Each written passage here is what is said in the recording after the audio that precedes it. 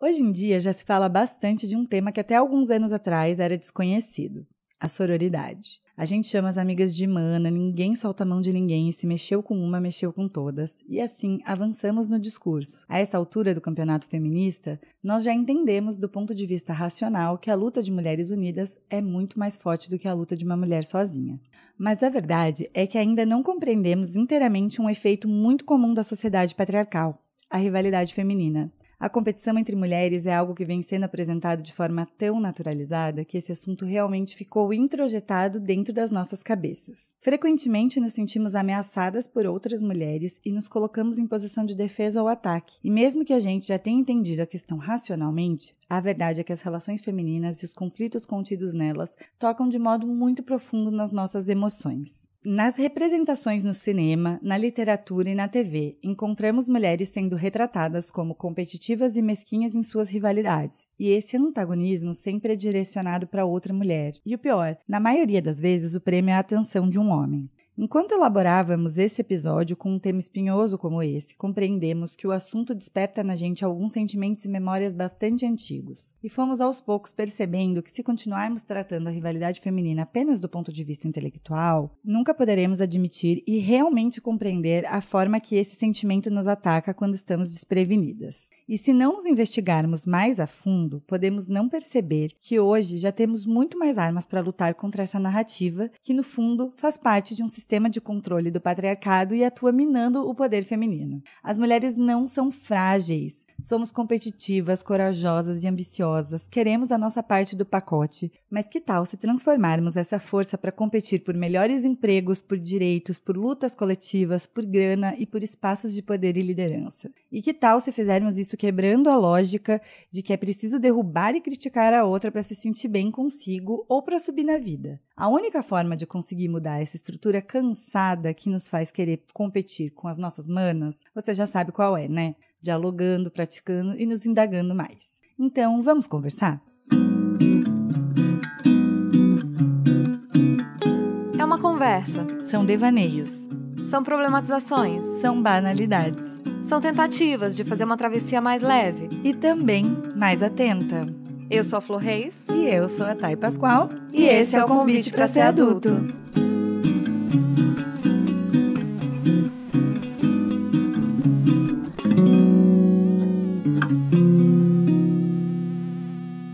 Oi, gente. Tudo bom com vocês? Então, esse nosso episódio é um desdobramento do nosso segundo episódio lá no início do podcast, que se chama No Meu Tempo Não Tinha Mensagem Motivacional no Banheiro Feminino. A gente fala um pouquinho naquele episódio sobre rivalidade feminina, sobre o filme Meninas Malvadas, sobre as representações de mulheres como rivais, e a gente quis aprofundar um pouco nesse assunto nesse episódio. A gente tem bastante coisa para conversar. Mas antes, recadinhos paroquiais. Se você ainda não segue a gente aqui no Spotify, clica no seguir, que é super importante pra gente e pro Spotify te indicar mais coisas parecidas com a gente que você vai gostar.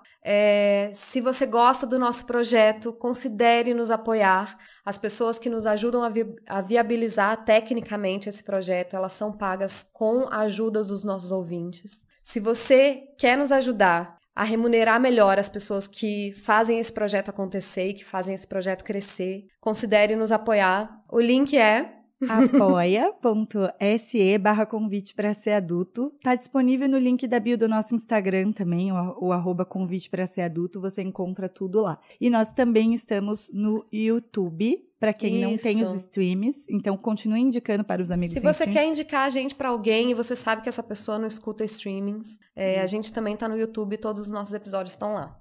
E entrem no Telegram, gente, venham conhecer a gente, vamos nos conhecer. Não tem muita falação lá, a gente fala mais, comenta, troca referências, conta histórias e as coisas que a gente tá sentindo com os temas da semana.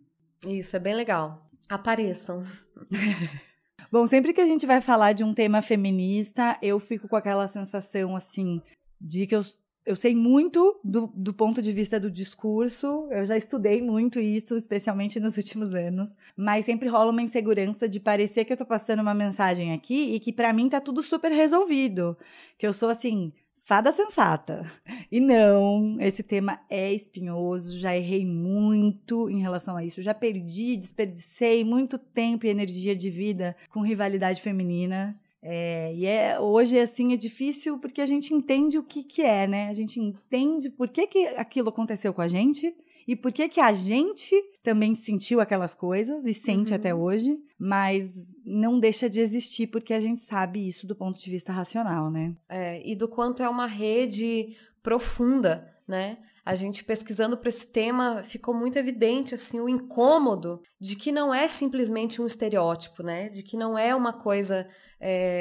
Por exemplo, quando a gente fala de representações femininas no cinema, quando a gente comentou do Meninas Malvadas e de toda uma categoria de filmes, assim, de filme de high school, por exemplo, que tem as meninas muito poderosas, muito belas, e elas mandam no colégio, as populares do colégio.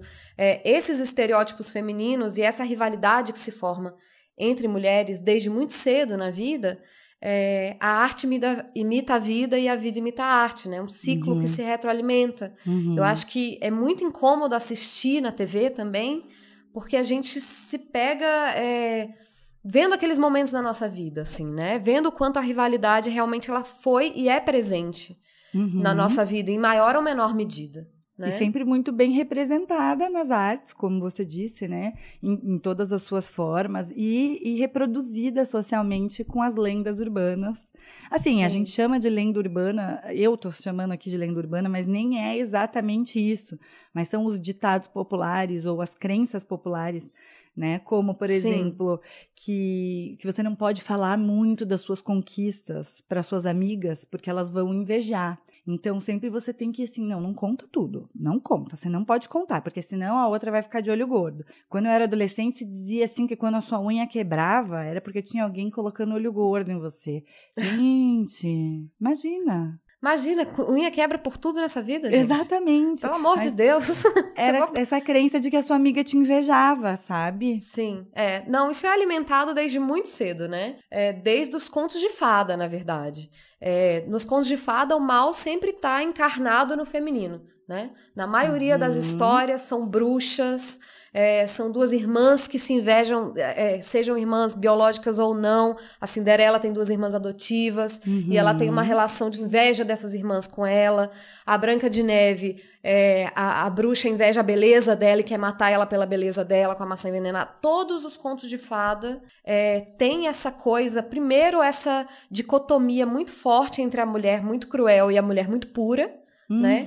Como se a pureza e a maldade habitassem sempre em seres diferentes e não dentro do mesmo ser, né? E a competitividade de forma muito forte. Então, assim, a rivalidade entre as mulheres, ela começa na nossa vida com o espelho, espelho meu, existe no mundo alguém mais bela do que eu. E sempre é através da beleza, né? Sempre o principal valor ainda é a beleza. O grande valor que uma mulher pode ter na vida ainda é a beleza. E isso que você falou no conto de fada, a mulher poderosa ser retratada como uma bruxa, né, que é o caso da Malévola, que é o caso daquela fada que envenena lá a Bela Adormecida.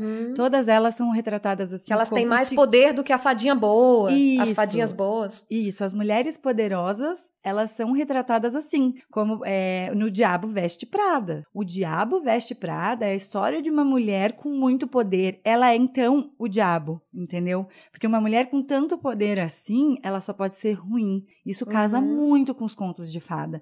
E como assim, o Diabo Veste Prada, eu acho que é um filme que tem 10 anos. Não é tanto assim, né, gente, pra gente estar retratando uma mulher poderosa como uma mulher do mal. Uma mulher que ela tem necessariamente que ser má, ela coloca as suas funcionárias para competir entre elas, né?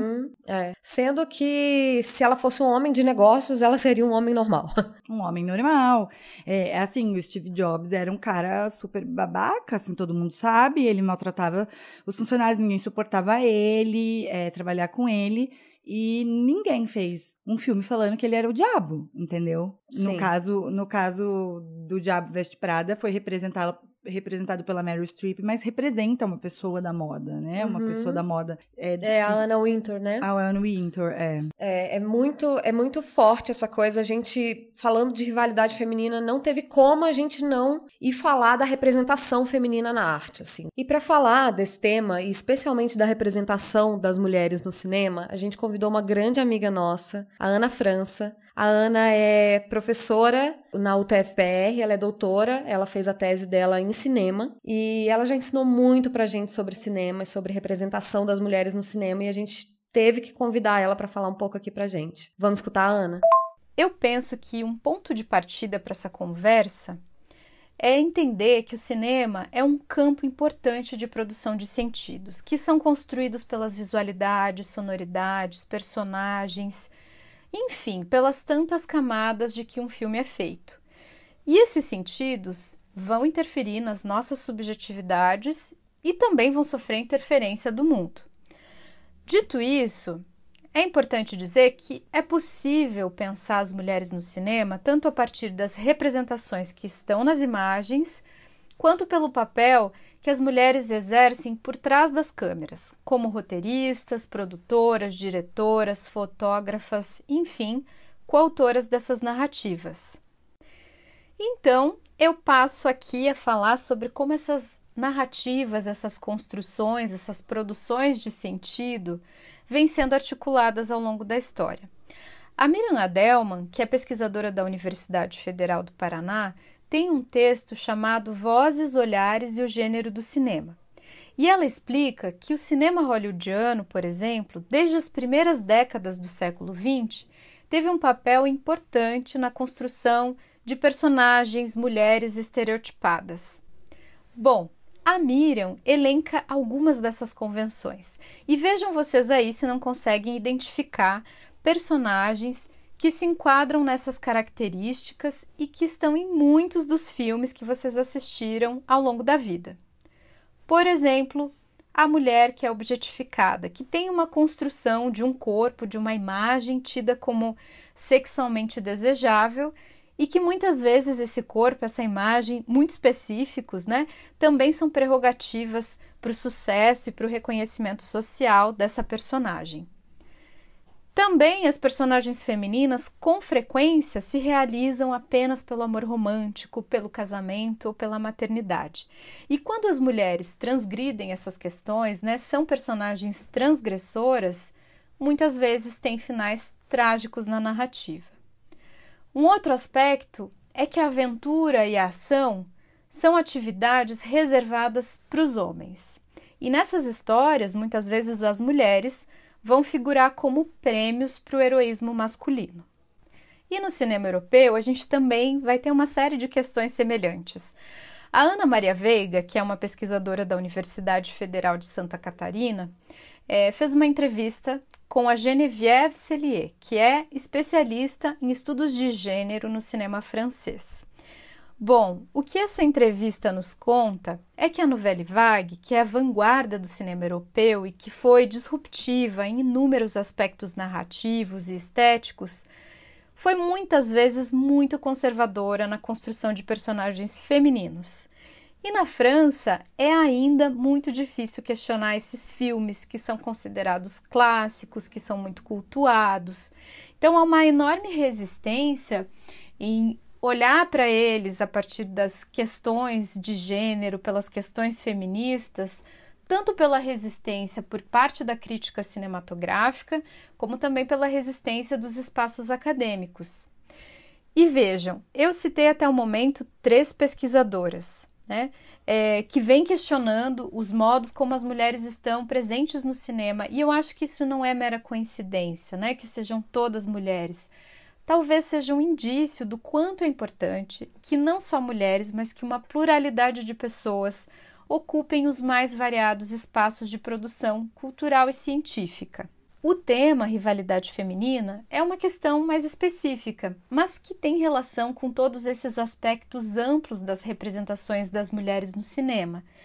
Uma vez que essas personagens são tão limitadas, construídas em função de um olhar e de um desejo masculino, preocupados com o casamento, com a maternidade, com um determinado padrão estético exclusivamente, parece quase natural que elas disputem essas questões com outras mulheres.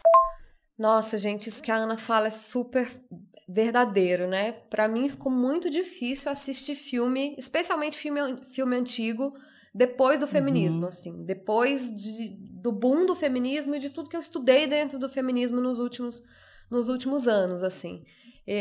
Eu assisti alguns filmes franceses antigos, recente, e filmes que supostamente, como ela falou lá da Nouvelle Vague, filmes que eram super revolucionários em termos de forma e até em termos de conteúdo, eles são moderninhos, assim, em termos de a forma que encara a sexualidade, enfim. Só que a retratação das mulheres é sempre pavorosa, assim, sabe? É sempre uma mulher muito louca, ou louca sem motivo, sabe? Não tem camada. Personagem feminina não tem camada. Triste, assim, louca ou má. ela serve a um propósito, assim, geralmente de escada para um protagonista masculino. Agora a gente tem filmes femininos, filmes que retratam personagens femininas com mais camadas, né? Mas nos filmes antigos eu tenho muita dificuldade, porque eu não consigo, assim, pensar assim, não, tá tudo bem, é de outro tempo. Claro, eu entendo que é de outro tempo, e eu não acho que é uma culpa dos filmes. Por exemplo, eu assisti recentemente A Malvada, All About Eve, que é um filme dos anos 50. Sim. Que você já tinha visto há muitos anos e que você falou, assista esse filme. Porque foi a primeira lembrança que eu tive, assim, de uma referência. É um filme dos anos 50 que se parece um filme de 10 anos atrás. Assim. Poderia ser um filme de 10 anos atrás, exato. É uma atriz mais velha, que uma grande admiradora dela, que ia vê-la no teatro todas as noites, começa a se aproximar dela, vai morar na casa dela, vira assistente dela, e elas entram nessa relação de competitividade pelo lugar da atriz. E aí tem a coisa muito forte, né? E eu acho que isso bate muito forte nas representações da rivalidade, que é a coisa da mulher mais velha que vai perdendo lugar para a mulher mais nova. Nesse caso ainda por conta da profissão, mas geralmente nos casamentos, né? Nos casamentos, pelos homens, pelo olhar dos homens, né? Pelo ser desejada. É esse lugar da musa, né? A rivalidade, nome do lugar da musa. Da mulher mais bonita, da mulher mais desejada, da mulher mais olhada, né? Não, isso fica muito claro nas obras ao longo do tempo, nas novelas, né? Então, por exemplo, eu me lembrei de uma novela mexicana que se chamava Amigas e Rivais. Amigas e Rivais, nada mais textual Já do no que título. Isso. Já no título. E eu assisti Amigas e Rivais, passava no SBT, novela mexicana. Gossip Girl também me lembrei, que era, assim, duas amigas se antagonizando o tempo todo, ou pela moda, ou pelos boys, ou pelo status social. Era, sabe, por vários motivos, a Serena e a Blair eram antagonistas. Elas eram protagonistas que se antagonizavam, né? Sim. E daí depois também teve uma outra referência que eu lembrei, Jogo de Amor em Las Vegas. O filme não é sobre isso, o filme é sobre eles casarem muito louco em Las Vegas e depois ter que lidar com isso judicialmente.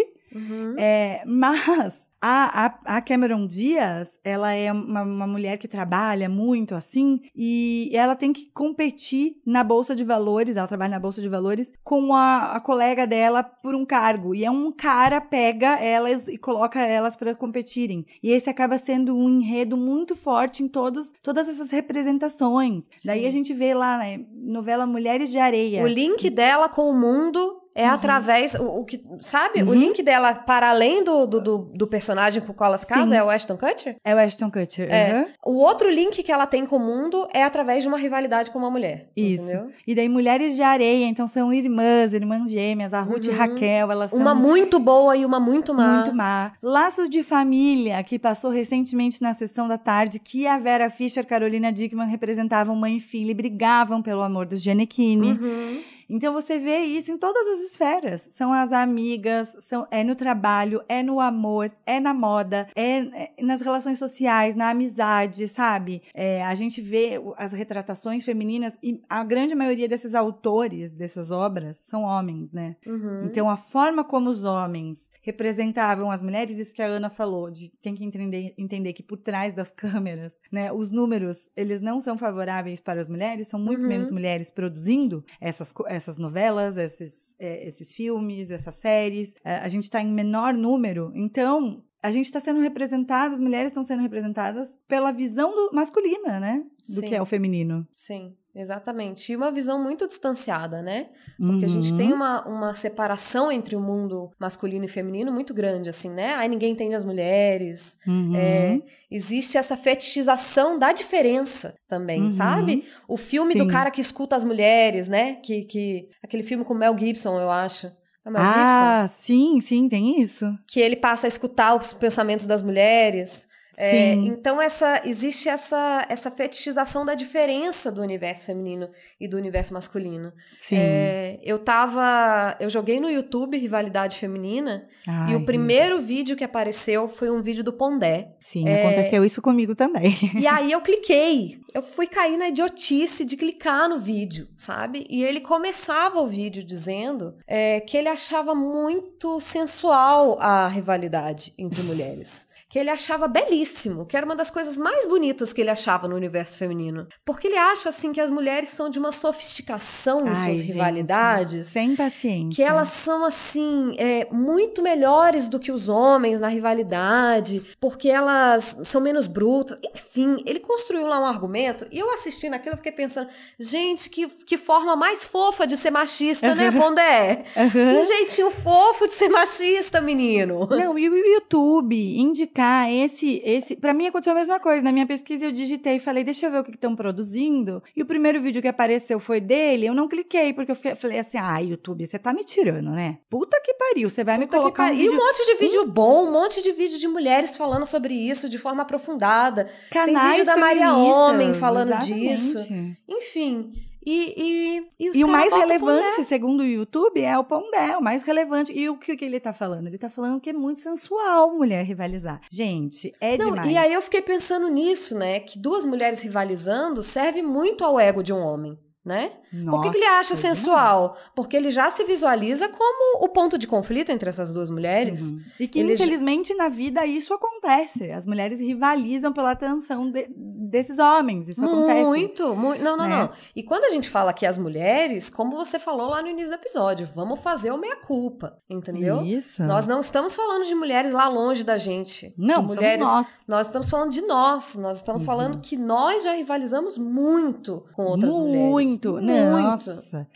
Então, assim, ainda nas lendas urbanas tem aquela de você não pode falar muito das qualidades do seu marido, porque senão as amigas vão roubar teu marido. Essas coisas cafonésimas, né? Que você não pode se abrir com outra mulher. Exista, né? Não, é porque daí, assim, beleza, você não pode se abrir com outra mulher, entendeu? Você não pode contar muito, senão alguém vai te invejar. Então, as mulheres não conversavam tanto, porque você tá sempre se sentindo ameaçada pela outra mulher, entendeu? E agora que as mulheres conversam mais, porque a internet possibilitou esse acesso, você sabe a história das outras, as pessoas se abrem e contam suas histórias, você sabe que você não está sozinha, você sabe que isso não é um fato isolado, que você não é culpada. Então, para o sistema que te domina, o sistema patriarcal que te segura, né, que não quer que você avance, é óbvio que é melhor colocar duas mulheres para não se unir e sim se rivalizar. Sim. É aquela técnica de guerra de divida o seu inimigo, entendeu? Sim. Divida o teu inimigo. Então, fala que a mulher é fofoqueira, fala que a mulher vai roubar teu marido, fala que a mulher vai fazer aquilo.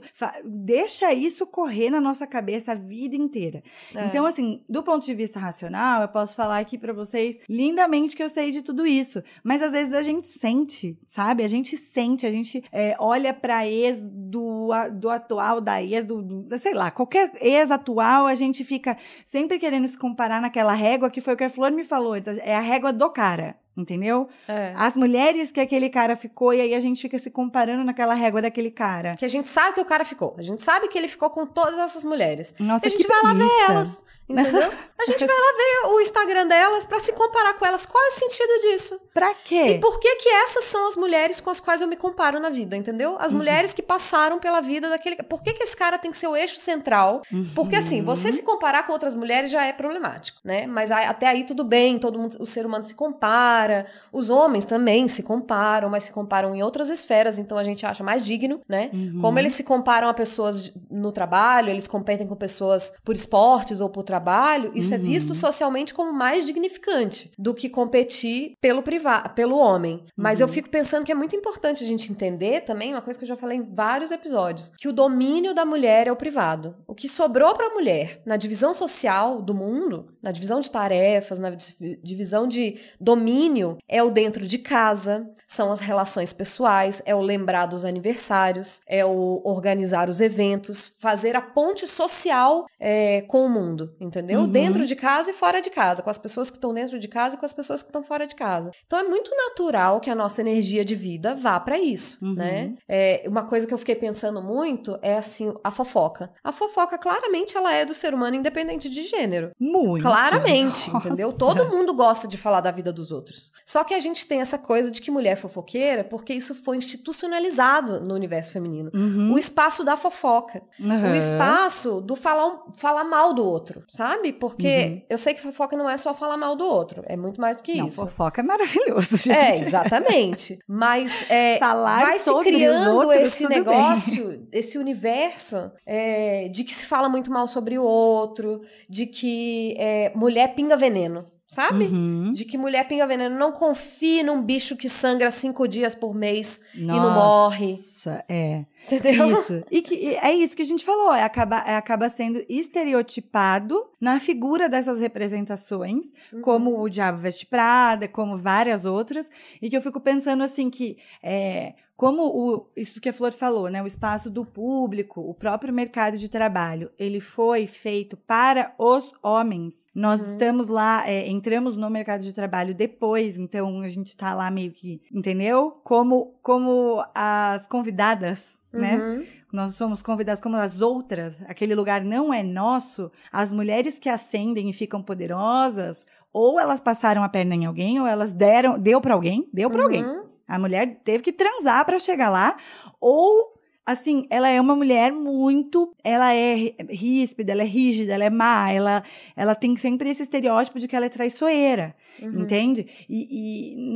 De verdade, eu trabalhei com muitas mulheres, mais do que homens em quantidade. E quem me passou perna mesmo, assim, foi homem. Homem me passou a perna real, e isso, assim, em escritório de advocacia, em empresa, entendeu? Assim, na vida privada também. Hoje, quem me passa a perna em cliente são os meus clientes homens, assim, de verdade, os que fazem reunião, pegam as informações e usam e não me contratam. Isso é homem que faz, assim, na minha experiência profissional. Quem já pegou meu trabalho, e usou, e pegou, assim, crédito para si, foi homem. De verdade, na minha experiência, as mulheres que trabalhavam comigo não me passaram a perna, não fizeram isso, nunca do mesmo jeito que aconteceu comigo com homens.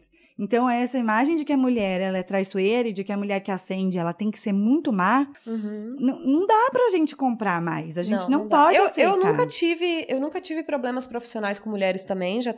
Sempre trabalhei com mulheres, nunca tive problema de rivalidade profissional. Eu entendo que é uma coisa geracional também. Eu acho que entre mulheres mais velhas é mais comum a rivalidade. Até pela exposição ao contraponto, né? Até pela exposição que a gente já teve ao feminismo, às mulheres mais jovens, né? Então, acho que tende a haver uma diferença geracional grande. Mas eu fico pensando que até quando há a rivalidade... por exemplo, uma coisa que se julga muito nas mulheres é as mulheres usarem o sexual para subir na vida, sabe? As mulheres usarem a sensualidade para subir na vida. Isso é visto como abominável. Só que eu fico pensando que a gente é muito hipócrita quando a gente acha isso abominável, porque a gente não reconhece que o único jeito de subir na vida de uma mulher, muitas vezes, é através do sexo, entendeu? E que mesmo na vida, o modo de ascender socialmente das mulheres é através do casamento.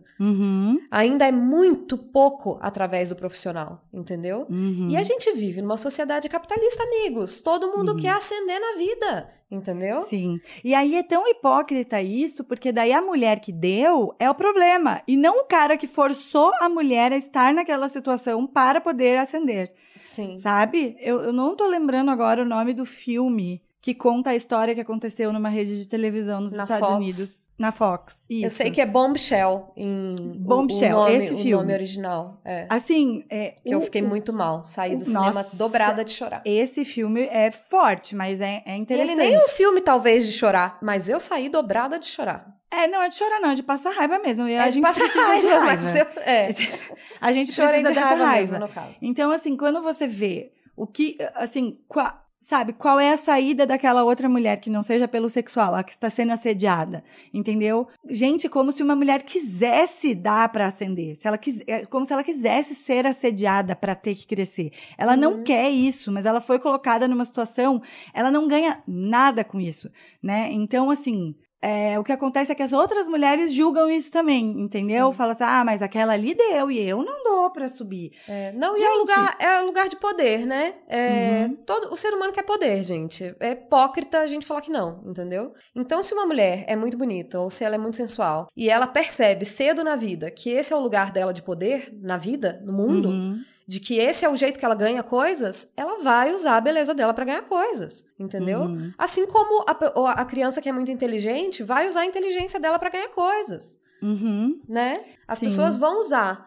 O grande problema disso é a beleza ser o valor social número 1, número 2, número 3, até o 10 que a mulher pode ter. Todos os outros valores estão abaixo. Né? E bate muito na gente isso, né? Eu falei pra você o quanto eu sei que eu competia desde muito novinha com as outras mulheres pela beleza. Eu, particularmente, era muito por aí. Então, assim, eu fui super gordofóbica já na minha vida, porque eu era gordofóbica comigo. Eu não podia ganhar 1 quilo que eu ficava maluca. Eu achava que aquilo me desmerecia enquanto mulher, entendeu? Então, eu fazia essa régua, sabe? Tipo, assim, se a pessoa era mais gorda do que eu era por ali que eu rivalizava internamente com aquela mulher, entendeu? E é uma coisa ridícula. Hoje a Tayane, de 35 anos, sabe o quanto isso é ridículo e sabe o que é pior, o quanto isso me maltratou. Isso me maltratou. Competir com outras mulheres, se ela é mais gorda, se ela é mais magra, se ela é mais bonita, se ela, sabe? Se a roupa dela tá melhor ou não, sempre pela aparência, faz a gente se maltratar demais, a gente se desvalorizar demais se a gente ganha peso, a gente se desvalorizar demais se a gente, sei lá, sabe aquele negócio de sair pra trabalhar com a roupa errada e você fica o dia inteiro se sentindo mal porque você acha que você não tá tão bonita com aquela blusa? Então, assim, quando a gente faz isso com os outros, quando a gente tá julgando os outros pela roupa, quando a gente tá julgando os outros por essa régua tão rasa, a gente deve estar se maltratando muito mais por dentro. É muito provável que a gente seja muito má com a gente quando a gente faz isso com as outras. Com certeza. Eu fico pensando que esse processo de se comparar com... Porque geralmente a gente escolhe uma mulher, né? E a gente fica se comparando com ela por aquele tempo, assim. Até a gente sair dela e entrar numa outra, entendeu? E a gente faz isso tantas vezes ao longo da vida que, ao final, você já tá com o teu senso de identidade tão solapado, porque a tua referência de beleza é sempre relativa, é sempre se relacionando a alguém, entendeu? É sempre em termos de comparação com uma outra pessoa. E sempre vai haver uma pessoa que te pareça mais bonita que você, mais inteligente que você, mais estilosa que você, porque o mundo tem 7 bilhões de pessoas. E eu acho que o que é difícil, é foda da gente pensar, é que aquela mulher que a gente tá achando perfeita e que a gente tá se achando muito pior quando a gente olha pra ela também tá fazendo isso. Ela não é a ótima na cabeça dela, entendeu? Dentro do universo dela tem uma outra mulher que ela tá mirando nela, entendeu? E não tá mirando nela no sentido de eu vou melhorar a partir disso aqui. É no sentido de eu vou minar minha autoestima a partir disso aqui. Infelizmente, a gente faz isso ainda de forma automática, né? Sim. Tanto que no texto o que a gente quis trazer era isso. Do ponto de vista racional, tá super fácil ter essa conversa. Mas dentro da gente, a gente sente, sabe? E daí, sabe quando você pega um ranço? A gente continua caindo nos gatilhos, né? Isso, você pega um ranço da ex do teu atual. Você pega um ranço.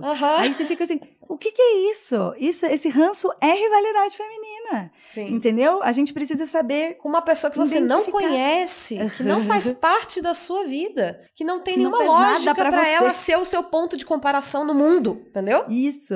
E daí esse rancinho, a gente brinca, tem uma piada interna nossa que é assim, que quando você pega ranço, você olha pra aquela pessoa e fala assim, ó lá, aquela trouxa lá adotou um cachorro pra se aparecer, entendeu? Nada de bom que aquela pessoa vai fazer.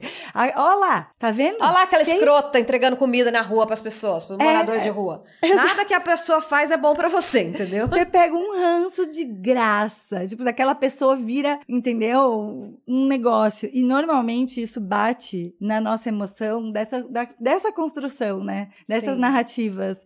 Como tá dentro da gente que só uma pode chegar lá. Só uma é a mais bonita. A que ganha, a que vence, a que ficou com o homem desejado. Então, dentro da gente, essas emoções, elas acabam sendo despertadas e a gente precisa conseguir pegar ela ali e falar, olha, eu acho que isso aqui não é ranço, é rivalidade. Não, e eu fico pensando em por que a nossa construção de autoestima, assim, tem que ser tão comparando com o outro, assim, tipo, pegando outra mulher pra você se sentir melhor do que ela. Seja porque ela pesa mais do que você, porque ela é mais baixa que você, porque as roupas dela são piores. Enfim, por que pra se valorizar, a gente precisa olhar pra uma mulher e falar, nossa, olha como essa mulher é ridícula, eu sou muito melhor do que ela.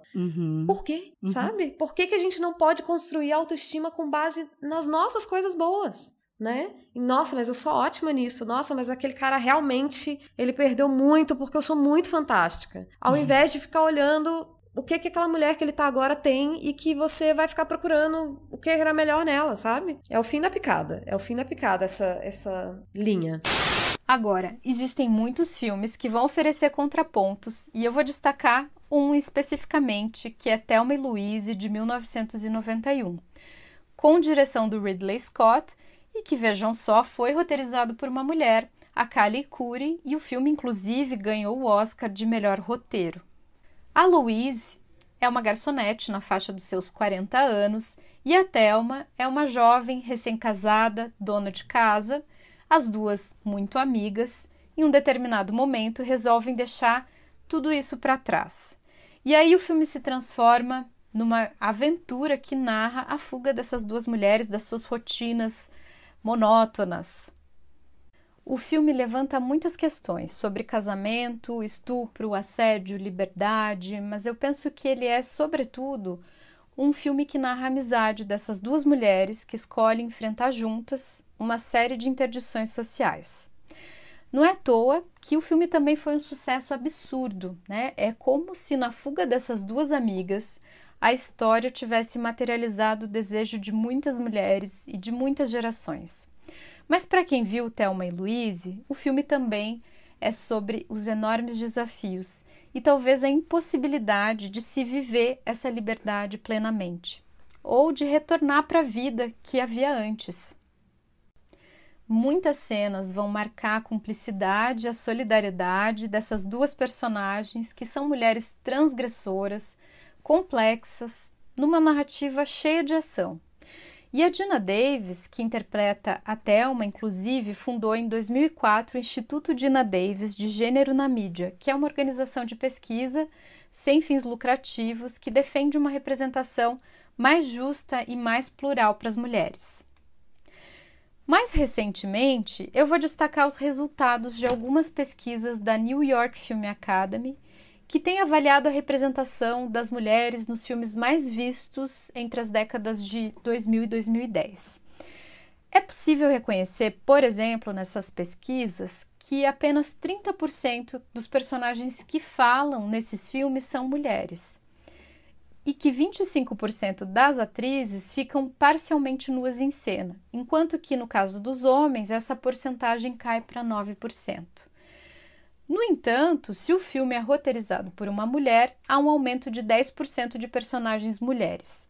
O que eu quero dizer com todas essas estatísticas tão recentes é que aqueles problemas constatados nos filmes hollywoodianos desde o início do século XX ainda permanecem e que essas assimetrias de representação muitas vezes estão conectadas com a pouca presença de mulheres nas equipes.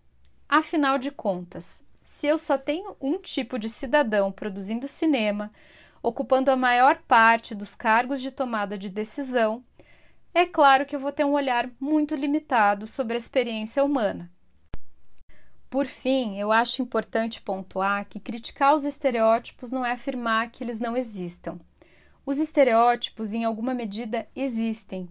O problema é quando um filme, uma novela ou uma série são inteiramente construídos com personagens femininas estereotipadas. O problema também não é uma personagem feminina ser má.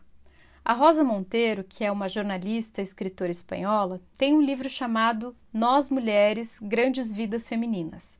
E olha só, ela diz o seguinte: o feminismo não reivindica pessoas santas, mas pessoas que possam viver todas as possibilidades do ser, para além da tirania dos estereótipos. E ela ainda diz mais: nós alcançaremos a verdadeira igualdade social quando conseguirmos ser tão tolas, ineficazes e malvadas como alguns homens o são, sem que sejamos recordadas especialmente por isso. Eu acho essa reflexão sensacional, porque a Rosa Monteiro acaba chamando atenção para a importância das contradições, das ambiguidades, das sombras que tornam uma pessoa complexa e que também podem fazer o mesmo por um personagem interessante no cinema. Bom, sobre as representações, né, como nós já falamos, que são feitas na maioria por homens, como as novelas brasileiras, enfim, como faz diferença quando essa narrativa é construída e essa série é produzida por uma mulher, né? Nós temos aí de exemplo Girls, da HBO, que é uma série um pouco mais antiga, já encerrada, acho que de 2014, é feita pela Lena Dunham, ela é escrita, produzida e dirigida por ela, e atuada, né, protagonizada, então, realmente é feita por uma mulher, e como essas mulheres, elas, representadas pela Lena, têm corpos normais, têm empregos normais, enquanto Nova York não é super colorido e limpo e organizado, é mais caótico. Como a Lena representa o sexo de uma forma mais real, que chega até a incomodar quando você assiste Girls, assim, porque não é um sexo cinematográfico, né? E então é muito diferente a forma como a Lena representa a própria rivalidade feminina, né? Porque se trata de 4 amigas e muitas coisas acontecem com elas, assim, ao longo da série. E elas rivalizam mesmo, mas é representado por uma mulher, é falado de uma forma que é mais verdadeira. Não, e que tem camada, né? Porque o que eu acho que ficou muito marcado pra gente nessa conversa e na pesquisa sobre esse tema é que não é que tá proibido falar de rivalidade feminina. Pelo amor de Deus, não é isso. A gente vai falar. É importante que a gente fale, é importante que a gente retrate no cinema também. Sim. Mas de uma forma com mais camadas, de uma forma mais verossímil. Porque nunca é uma rivalidade por si só, né? É como Amiga Genial, né? Que infelizmente a Flor ainda não leu. Gente, eu tô há uns 5 anos, que eu acho que foi quando Mas eu li. agora eu vou. Amiga Genial. Agora esse episódio me convenceu. Sim, que é da Helena É um relacionamento Ferrante. muito sério, gente, começar a ler esses livros da a série Amiga Genial. É o melhor relacionamento que você vai ter em 2021. Vai ser com essas mulheres, entendeu? Porque é incrível, não? É um livro, assim, muito, muito bem escrito. E a Helena Ferrante, para quem não sabe, ela é um pseudônimo. Ninguém sabe quem é a escritora de verdade por trás de Helena Ferrante. Mas, assim, correm boatos que ela é um homem e já correram, mas para mim isso é um completo absurdo, porque um homem não escreveria com a finesse, assim, que ela... O finesse no sentido de ponto fino que ela chega das relações, das mulheres. Não, e né? não que um homem não possa retratar uma mulher. A gente tem muitos casos de que homens retrataram mulheres assim, de forma sublime. Não só no cinema, na música. Chico Buarque, ele faz voz feminina incrivelmente. Né? Não, tudo bem, tá tudo bem. Mas o universo... Eu não li Amiga Genial, li outras coisas da Helena Ferrante e eu acho que ela jamais poderia ser um homem. Desculpa, sim, a Helena Ferrante, ela fala de dentro do universo feminino, assim. E o interessante é que a Amiga Genial é porque a história é escrita pela Lenu e ela é amiga da Lila. E as duas são geniais de formas diferentes, assim, sabe? E aí, justamente por elas serem diferentes, conta essa história de vida delas desde os, acho que, 4 anos de idade. Elas são bem pequenas mesmo, no começo. Quando elas se conhecem, aquilo vai até a velhice. e o quanto é mais real. Existe uma rivalidade muito verdadeira de duas pessoas que se amam. É aí que tá o X da questão. Sim. A gente não vai rivalizar só com a desconhecida, ou só com a CEO, que você quer ser CEO, se for nesse... Você não vai rivalizar só com essas pessoas. Às vezes vai acontecer de você rivalizar com a tua mãe, com a tua amiga, com a tua irmã, com uma relação muito íntima. E a Amiga Genial, assim, é um espetáculo, né? Nesse sentido, você vai se envolvendo naquela relação daquelas mulheres, assim, porque você entende o que tá rolando, sabe? Sim, porque você conhece aquelas personagens, né? E aí aquilo faz sentido, aí aquela rivalidade faz sentido. Eu acho que toda rivalidade sempre revela uma dor, né? Um buraco. Uma sensação de insuficiência. Assim, toda vez que você se compara a alguém e se sente menor, isso revela um lugar de insuficiência dentro de você se sentir insuficiente, né? E que fica exacerbado quando a gente se compara com outra pessoa, porque nunca é a real pessoa. A gente se compara à nossa projeção do outro, né? Ao que a gente acredita que o outro é, que sempre é muito melhor do que a realidade, né? E eu acho que é muito importante a gente olhar para isso com sinceridade, para essa falta, sabe? Para esse buraco na gente. E acho que boas representações de rivalidade nos ajudam a fazer isso, sabe? Nos ajudam a identificar o buraco de dentro da gente. É sobre representar melhor, e não sobre parar de falar de rivalidade. Né? Não, sem dúvida. Eu acho muito importante que a gente perceba isso que eu falei sobre o mercado de trabalho, mas vale para todos os espaços de poder. Para quem está aí acompanhando a CPI, né? Agora a gente não tem mais Big Brother, a gente assiste a CPI. Para quem está acompanhando a CPI, você olha lá aquele mar de homens brancos de uma certa idade, muito igual, assim, né? Não tem representação feminina nesses lugares. Quando você chega numa empresa, não tem representação feminina. Enquanto a gente não tomar esses espaços, as mulheres não tem que ficar esperando aval, pedindo licença, aguardando, né? As mulheres têm que tomar esses espaços. Enquanto a gente for uma perdida ali no meio, enquanto a gente for 20% de diretoria, de nível de cargo de gerências no Brasil, a gente vai ser sempre a outra. A gente é o segundo sexo. As convidadas estão aqui porque deixam. O assunto vai ser masculino. A gente vai ter que estar sempre pedindo a palavra. Então, assim, quando a mulher chega lá seja onde for, qualquer espaço de poder aqui que eu estou dizendo, que vale, né? Tanto no privado quanto nos espaços públicos, na política, né? Até, assim, no social. Ela tem que puxar outra mulher. Gente, a nossa missão é puxar. Você puxa, você vê quem, né, na tua volta, na tua empresa, na tua comunidade, dos seus amigos, quem ali pode ir. Esse negócio de mulher que chega no topo e não contrata outra mulher porque a mulher engravida, ou que acha que se subir outra mulher pro mesmo nível dela, daí elas vão ficar competindo, olha pro teu lado. Você é você é 20%. Você representa muito pouco. Sim. Você precisa ter mais iguais ali. Não adianta chegar no topo se a gente não muda o topo, né? Exatamente. Se a gente não muda a configuração do topo, assim, de nada valeu, realmente. Como a gente está numa sociedade altamente individualista, a gente realmente não tende a ver não tende a ter essa visão de mundo. Mas os ambientes de trabalho não vão mudar se mais mulheres não chegarem ao topo, né? Porque a rivalidade no ambiente de trabalho, ela acontece muito pelo sexismo no ambiente de trabalho. Porque existe pouco espaço, então esse espaço é muito disputado. Exatamente. É a briga pela cota, né?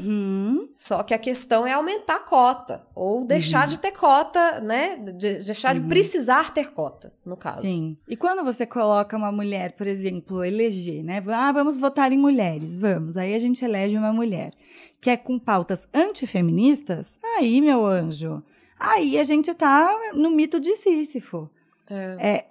Vai chegar, empurra, chegou lá em cima, rola para baixo. A gente não consegue fazer isso.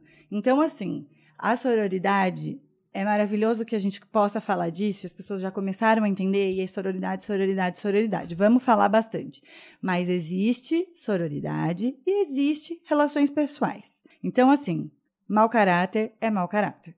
Você não é obrigada a amar, vangloriar, nem eleger, nem puxar para cima uma mulher que luta contra você, entendeu? Você não precisa amar uma mulher que não é legal com você na tua vida. Uma pessoa que te faz mal, uma pessoa que te suga, sabe? Ou uma pessoa que já te prejudicou. Você não precisa amar ela, mas você precisa defender o direito dela, né? Sororidade, sororidade, mau caráter é mau caráter. Se ela é mulher, eu defendo o direito dela, tudo bem. Mas, assim, mulher que tem causa antifeminista, mulher que te prejudica no âmbito privado, você não tem que amar. Tá tudo bem, essa não é a questão. Mas você também não perde o seu tempo querendo diminuir, querendo ferrar, porque daí você prestou o serviço que o patriarcado quer que você faça. Não é sobre afeto, né? Sororidade não é necessariamente sobre afeto. Aqui tem várias esferas, mas é muito mais sobre política, é muito mais sobre garantia de direitos, assim. E o que eu acho que a gente tem que ter muita consciência é que essas pequenas convicções que a gente vai criando de que não dá pra confiar em mulher, de que relações entre mulheres são menos verdadeiras do que amizades masculinas. Todos esses pequenos mitos, eles minam o poder das mulheres. Eles fazem, como você falou lá no início, eles fazem das mulheres um gênero mais fraco nesse sentido. Porque a gente precisa criar pontes mais fortes mesmo com o mundo. E a gente vivendo numa sociedade patriarcal machista, numa sociedade em que somos o segundo sexo, se você só firma relações verdadeiras com homens, porque você parte dessa premissa que relações com mulheres não podem ser verdadeiras na mesma medida, você tá perdendo muito. Porque você está perdendo de trocar verdadeiramente e de formar pontes verdadeiras e fortes e sólidas na tua vida com pessoas que partem da mesma premissa que você, que partem do mesmo lugar de mundo que você. E que tem uma perspectiva diferenciada do mundo por serem mulheres. Eu espero muito que a gente chegue num momento em que o gênero não seja tão importante na construção social. Eu acredito que o futuro é sem divisão de gênero, mas eu acho que esse futuro ainda está distante. Tá bem distante, assim, na minha visão, infelizmente. Mas eu acho que é pra lá que a gente tá caminhando. E isso que a Flor fala, né, de você se aproximar das mulheres. Então, o que a gente vê muito, e aí eu vou usar o exemplo, o Big Brother, que acabou há pouco tempo, as mulheres defensoras dos homens. Porque acham assim, sabe aquela mulher que fala assim, eu nunca tive amiga mulher, é muito mais fácil ser amiga de homem. E que daí fica sempre do lado dos homens. No Big Brother teve a Sarah, que fez isso, né? A Sarah tinha vínculo com a Juliette, com outras pessoas, e ela se desvinculou e ficou ao lado dos homens, defendendo os homens, e ela foi eliminada, ela foi colocada no paredão e eliminada por esses caras, pelos caras que ela defendeu. Então, a defensora dos homens, assim, quando eu me separei e o meu ex começou a se relacionar com outra pessoa, e a gente estava ainda terminando o nosso divórcio, que foi super chato, cheio de coisas e não sei o quê. Aí a gente teve uma discussão um dia, e no dia seguinte ela me manda mensagem. E aí ela diz assim, na mensagem, eu não sei por que você tá fazendo isso, ele é uma pessoa ótima. E aí eu fiquei pensando, caraca, eu vivi anos do lado dessa pessoa e ele precisa dessa procuradora agora pra vir defender a honra, sabe? Não sejam, essa pauta não é dela, sabe? No caso. Essa pauta não era dela, eu não tenho nada a ver com essa mina. Não tenho ligação nenhuma com ela, não quero ter, entendeu? A pauta é do cara. Sim, as relações que ele teve são da vida dele, assim como as relações que você teve são da sua vida. Para de pegar a pauta dos caras, sabe? Pra você, assim... Especialmente se elas forem com outras mulheres, do tipo, a minha ex é isso, é dele. Eu sei que é difícil, eu sei que a gente se envolve emocionalmente, mas o que vai fazer de diferença na tua vida ficar chamando a outra de maluca? A próxima maluca vai ser você, né? Não, e o que você falou, investigar a raiz do teu sentimento, né? A chefona, minha professora de funk fabulosa, falou essa semana uma frase na aula que eu parei de rebolar pra anotar, entendeu?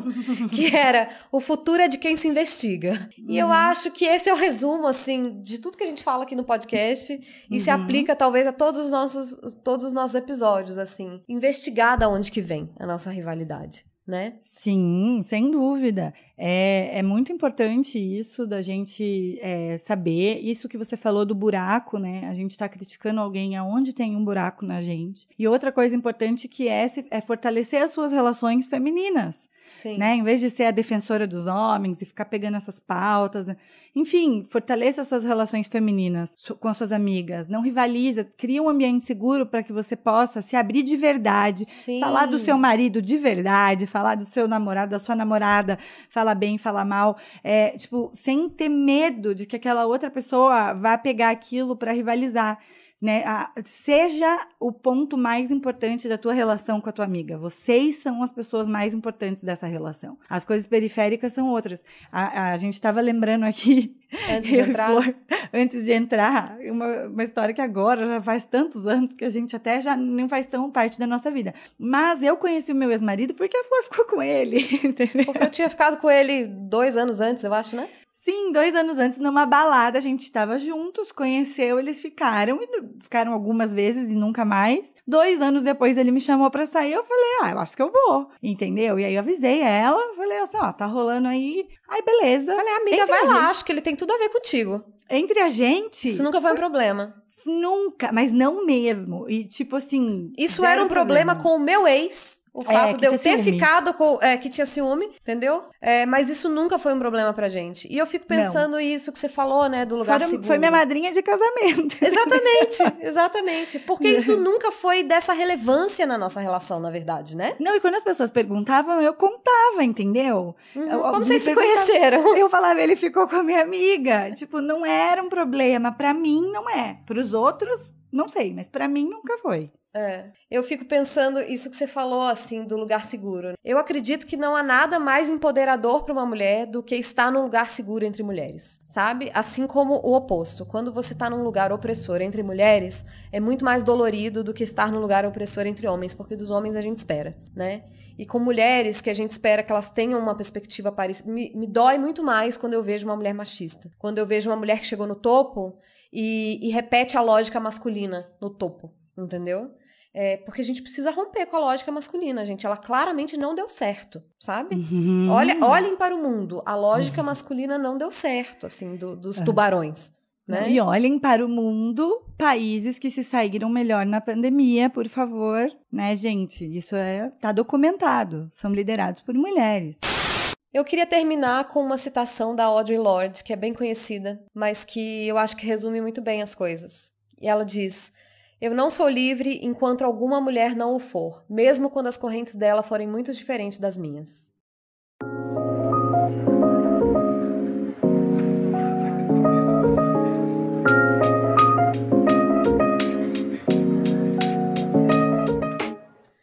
Então vamos para as nossas indicações. Na verdade, a gente quer fazer uma lista de indicações, de representações de rivalidade feminina, que a gente considera adequadas, né? Que a gente considera que tem mais profundidade, que tem mais sentido. Mas a gente vai colocar essa lista lá no nosso Instagram. Então, se você também ainda não segue a gente lá, por que você não segue a gente lá?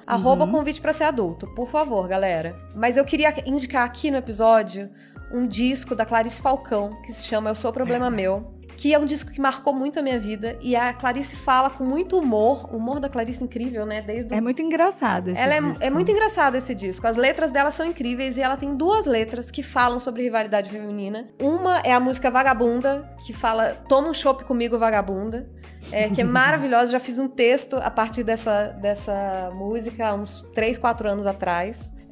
Que é muito boa, e uma outra que fala dessa coisa de que às vezes a gente nem se lembra quem é o cara mais, você não lembra que o aniversário dele era em fevereiro, mas você continuou odiando. Você continua stalkeando. Você continua stalkeando, sabendo e odiando, mas a música fala, eu já não amo mais você, mas eu ainda odeio essa menina.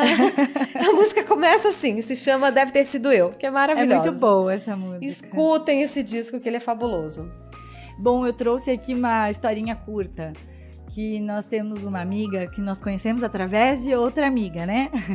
Que é a Pri, ela mora na Nova Zelândia e ela escuta o podcast desde o começo. E ela mandou sempre mensagens pra gente, comentando episódios e tudo mais. E aí, esses dias, ela mandou uma mensagem pra Flor, pediu pra transmitir pra mim, falando que ela fazia muito tempo que tinha desejo de ter um podcast, e que ela queria colocar no ar. Mas antes ela queria falar com a gente, assim, pra gente ficar de boa, que ela não queria competir com a gente. E a gente, assim, na hora que eu ouvi, eu dei risada, eu pensei, meu Deus, que menina ética, gente.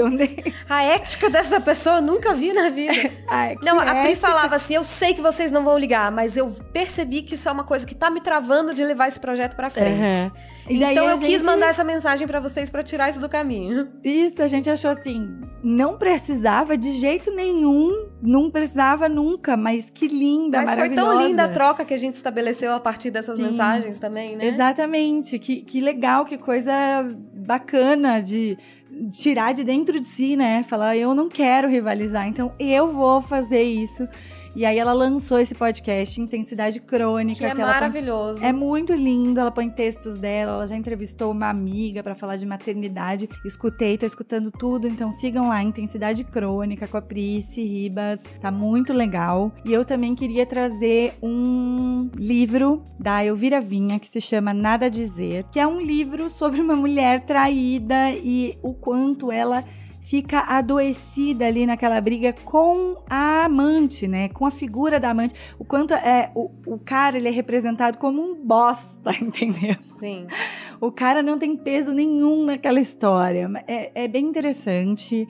É um livro denso, mas ele é legal de ler. É incrível. Elvira Vinha é incrível. Leiam Elvira Vinha.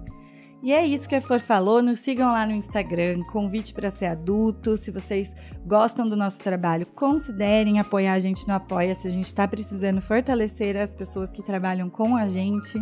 E nos encontrem no Telegram, minha @, pessoal é TaiPascoal no Instagram e Pascoal Tayane no Twitter. A minha @ é Flor_Reis e a gente também tá no e-mail convitepraseradulto@gmail.com. É isso, gente. Fiquem bem. Beijo!